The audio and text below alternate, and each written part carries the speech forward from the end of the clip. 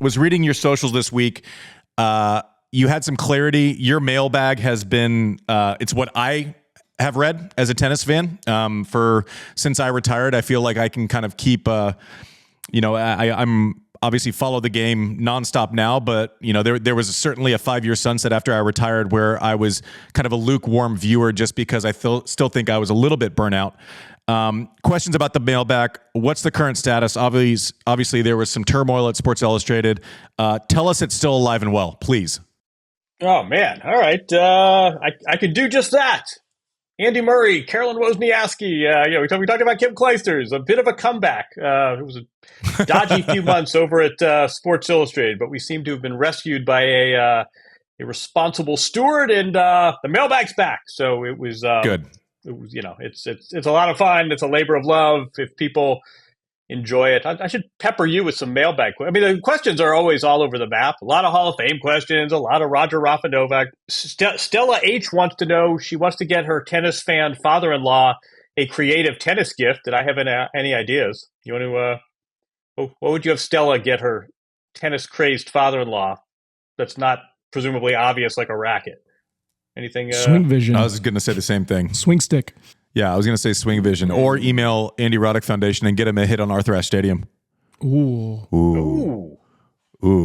Which, by the way, and hopefully this goes on. I'm thinking about putting it up on like a bidding website and plugging it here, and then maybe for we'll do some sort of entry for listeners to where there's a chance. Some sort of sweepstakes, maybe a half-hour hit on Ash one of those days that I have. I have a deal with the USTA where I get a couple a year. So maybe we'll do that on the pod. We can do it as like a little raffle. Yeah. Raise some money. That's a good idea. Stella H only has as good of a chance of anyone else. But for those of you who hadn't hit on Arthur Ashe before, believe it or not, it's pretty cool. I believe it. And we have a couple of those. Yeah, and email to the foundation. Yeah, it's all for. We'll get something set up, Andy. Yeah, we'll do that. I've talked to our foundation CEO. She's all in on it. So, I would say Swing Vision. So basically, what it is, it's like for tennis nerds, huge data readout. All cards on the table. I'm an investor in it. They will. I think we're doing a cool spot. Are we allowed to talk about the sponsor segment yet or no? Not yet. Okay. They are going to come on. They were one of our first sponsors. They will be back again, but we have a really cool segment that uses their technology and you all in your games, and it'll be a cool piece. Swing Vision's awesome. Data readouts, how hard you're hitting it. You can track improvement or lack of improvement. Basically, you run it off your phone. It's like if you it's like a combination of ShotSpot and like the stuff you TrackMan on golf, and they put it all into one, and it's just this unbelievable data set. So for like nerds like me, you can hang it up kind of on the back of whatever court you're on, and it gives you a full data analysis of whatever practice or match you're playing, and it has tons of other features. But check out Swing Vision Stella H. They should couple that with. They should couple that with. What? Is probably like a little bit of Olipop. Oh. What? Maybe a couple Olipops. I don't know. Whoa. I don't know about that. It's healthy with prebiotics. Mm-hmm. It's good for the gut. What are you drinking there, man? Tell me more about it. It's Olipop. It's fantastic. It's this. It's soda, full of prebiotics, no sugar. They may or may not be a sponsor. I don't know. I mean, yeah. I will tell you this. So it's fun. And by the way, yes, this is our first sponsor, so we can all cheer. We've been making fun of ourselves. I guess Swing Vision, but that was more of like just because we're friends. I will tell you, my kids. I'm kind of like anti-soda. I'm kind of like against things that are bad for you. I think there's like this whole. I won't go off on a tangent because I'll lose most of our audience, but I do think there's like this food revolution coming on what we put into our bodies. So not a soda family. My kids can drink Olipop because prebiotics. There's next to no sugar, and they love it. Old kind of classic flavors. So it's something I used, and then we get the email across because we have been getting inbound with sponsor stuff, but we wanted to kind of fit and at least be something that we're fans of. But yeah, check out Olipop. It's awesome. What else from the mailbag, John? Oh man, you want some? Let's see about this. Give me one more before you get rid of you. All right. Jacob A. says, can you tell me why I like Danielle Collins so much? She was never my favorite player, but in 2024, she's number one, and I would say the tennis story of the year so far. What are your thoughts? All right. So how'd you answer that one? So I will say, like, Mike likes it. All right, dude.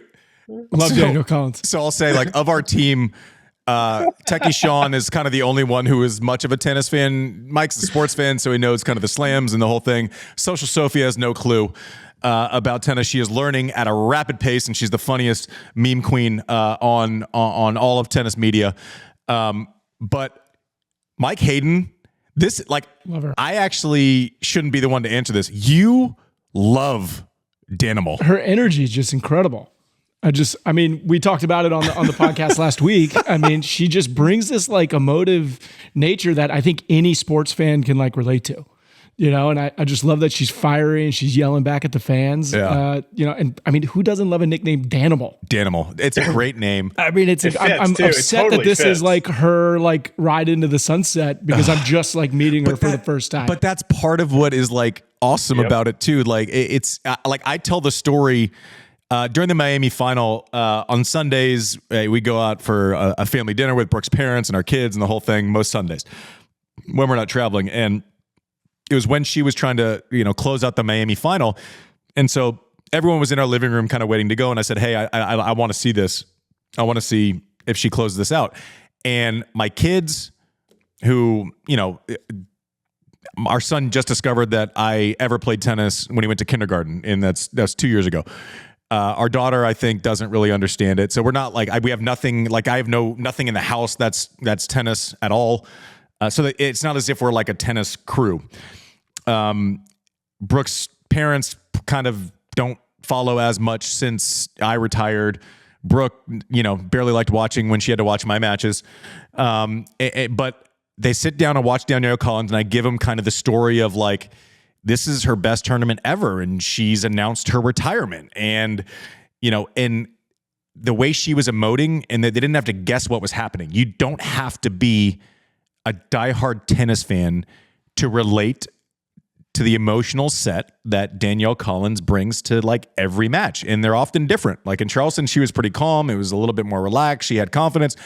Fast forward to Madrid, you know, she gets a Euro whistle, you know, because she's talking to the umpire, and she goes snap phooey on someone, and it is awesome. And it's like, you don't have to be a diehard tennis fan to understand her vibe, to understand that there's like this primal aggression inside of this, you know, awesome, you know, woman just taking cuts at everything. It's not like there's this like subtlety. It's like she is going to walk up and throw haymakers. Like, and it's just, it's fun. I mean, so I get it. Jacob A, I get it. I'm in. Me too, bro. I love it. All right. I think she might be, I don't want to speak for producer Mike, but I think she's his maybe favorite discovery since you kind of got caught up in and she's a dog lover. Big fan. The tennis business. Right. Big fan. There's there's like no emotional editor, but there's nothing nefarious. Like there's nothing nasty, right? It's just pure unadulterated emotion. I always judge like, cause now I'm far enough removed where I don't have my own personal interactions with a lot of the people that we cover, right? Like I don't travel much. You know, but I do have like where I'll text you, what's this person like? Or, you know, Lindsay is obviously a friend, and, you know, we talk in Courier. So I understand, but when you hear the fellow players talk about someone, like everyone loves Medvedev, like, you know, maybe except for Tsitsipas, but like Murray was always salty on court, still is, but he was great off the court.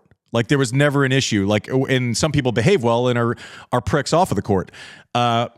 The fellow American players seem legitimately happy for the Danimal's success. And I think that's oftentimes the proper read on things. Lindsay actually talked about her when we had her on the show, and she was talking about how, you know, she was trying to do the Billie Jean King like roster, you know, and she was kind of on the outside. Sorry, just hold that thought 1 second. Yeah. Sorry, Olipop.